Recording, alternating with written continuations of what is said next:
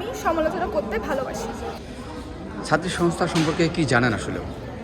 আসলে আমি তেমন বেশি কিছু জানি না। আমি বিশ্ববিদ্যালয়ে আসার আগে এই সংস্থা সম্পর্কে একদমই অবগত ছিলাম না। এখানে আসার পরে তাদের কার্যক্রম দেখছি, তারা বিভিন্ন অনুষ্ঠানের আয়োজন করে আমাদের জন্য, বিভিন্ন প্রোগ্রামের ব্যবস্থা করে। সেখান থেকে আমার একটা ভালো ধারণা তৈরি হয়েছে যে তারা স্টুডেন্টদের জন্য কাজ করছে, মেয়েদের জন্য কাজ করছে, মেয়েদের শিক্ষা, তাদের ভালো ব্যবহার, মূল্যবোধ এগুলো নিয়ে কাজ করে। তো আমার কাছে ওভারঅল ভালোই মনে হয়।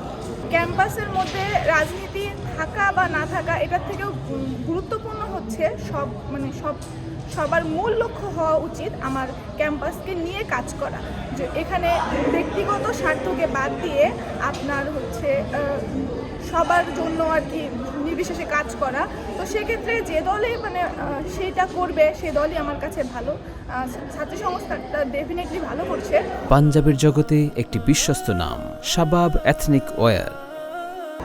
তো সেদিক দিয়ে আমি খারাপ কিছু পাইনি। এই যে ঘুরে ফিরে ছাত্রী সংস্থার কথা বলছেন, আসলে কেন বলছেন? আসলে তারা কোনো খারাপ কাজ করে নাই এখনো পর্যন্ত, এবং তারা ভালো জিনিসকে তো অবশ্যই ভালো বলবো, তাই না?